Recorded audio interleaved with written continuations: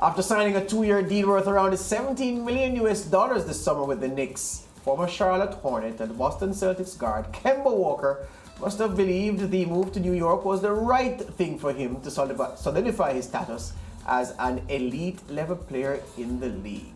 But on this day in sports, Kemba Walker is worse than a bench warmer, having lost his starting position and then falling out of the Knicks rotation. The bold decision by head coach Tom Thibodeau has been criticized, with some analysts accusing him of disrespecting Walker.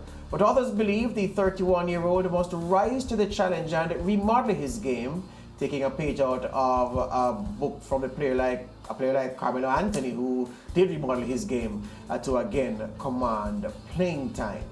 We are talking about this issue with Alister Albert. The Knicks have lost 3 in a row and sit 11th of 15 teams in the Eastern Conference. Before we get to Alister, this is what Thibodeau has been saying about Walker's situation.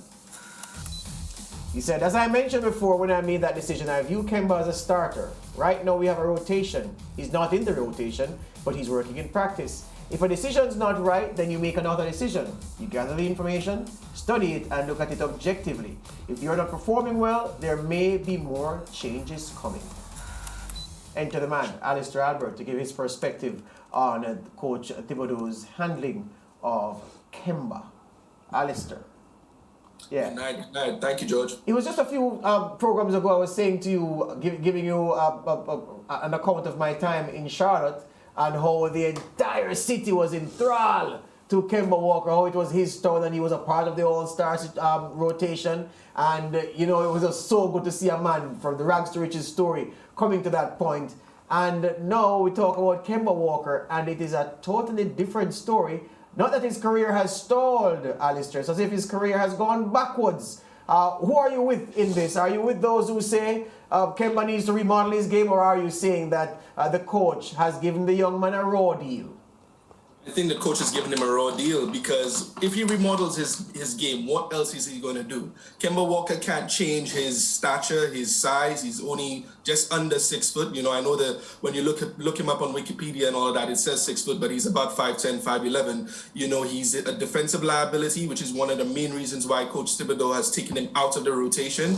And, when he becomes a remodeled player, retooled player for another team or something, because he will end up on another team, he will just be a catch and shoot player, like Carmelo is right now with the Lakers, and when he was with Portland as well. There'll be few opportunities for him to dominate the ball like he had in Charlotte, and a few opportunities that he had in Boston. So he'll mainly just be a catch and shoot player with defensive liabilities, which he's always had since he's been in the league. So I don't really agree with the mindset that he needs to remodel his game, because I don't think he could really change it. And also, I think Coach Thibodeau he's shown a pattern. When he was hired by the Knicks, I thought to myself, oh wow, he's going to change the Knicks around. They're going to make the playoffs for the first 2 years, and then he's going to wear out his welcome, because he wears out his players by playing them too much, shortens his rotations, and kind of shortchanges the team in being able to, use deeper rotations and produce. So, I think he's right on path for doing that. Kemba Walker is the first casualty, and we'll see how it goes for the rest of this season and everything moving forward.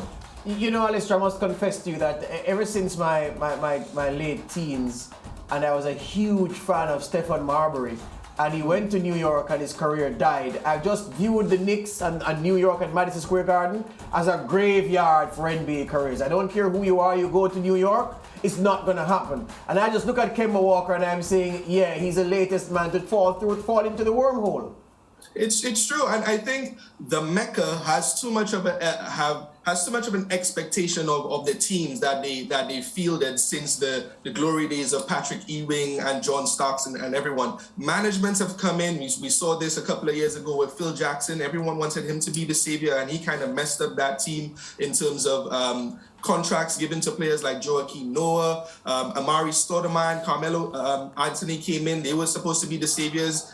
Mike Woodson with that team, they were able to get to the playoffs that 1 year. Jeremy Lin also came in. He had his Lin sanity moments. They've had these little sparks of entertainment, but that's all they've been. They've never really put really good structured teams, players who could work together, and always had the right coaches. I think the coaching mix has, since Mike Woodson, I would say, they haven't gotten it right. So management have to also take a deep look in the mirror about the decisions that they make with the players that they bring in, because I don't really think it's all on the players. Yeah, I'm glad you said that, because we get the sense from the narrative that everything that's going wrong at the Knicks is Kemba's fault, and we know for sure that's not true at all. Alister, if Kemba, has to be traded, who comes in to fit that path that coach is trying to get, and where does Kemba go? Where does he fit best? Wow, who comes in to answer that first question? I really don't know, and because of course it all depends on where Kemba gets traded to. I was having to think about that question. I figured I anticipated that question might actually come up, and the two teams that I think that have stood out for me.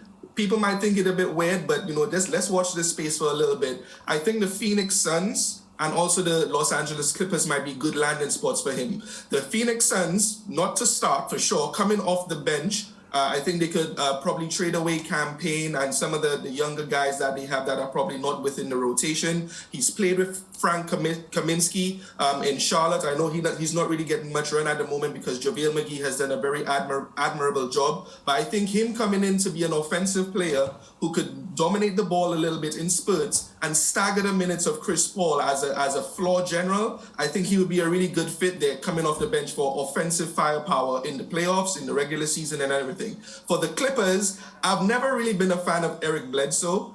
And from the time he's gotten to the Clippers, he's kind of been very hot and cold like he's been throughout his whole career. So I think the Eric Bledsoe situation with the Clippers, when they get to the playoffs, I think it will kind of come back to bite them in the bum.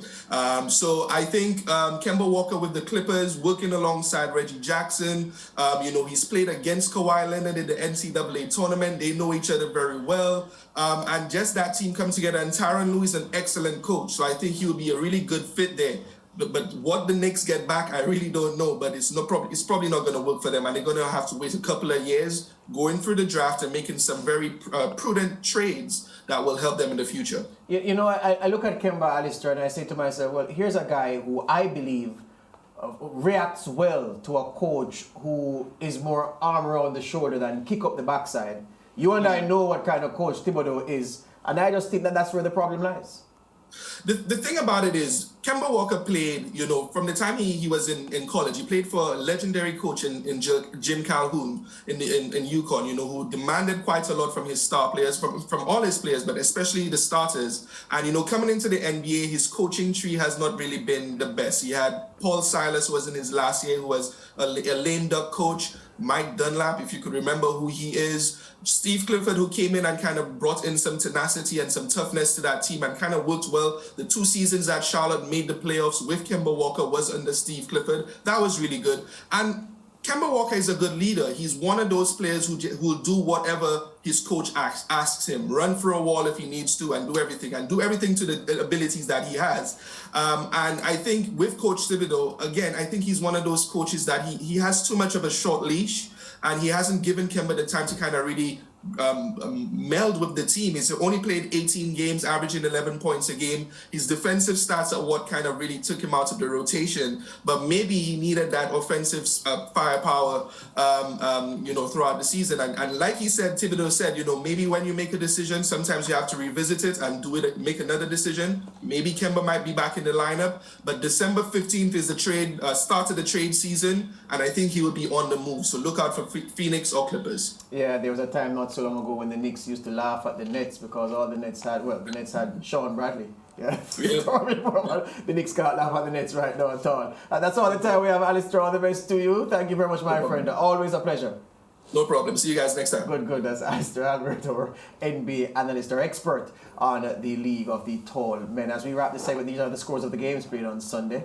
The Jazz squeaking by the Cavaliers, the Raptors taking down the Wizards, the Hornets, the young ball, Michael Jordan's team, beating the Hawks, and the Rockets.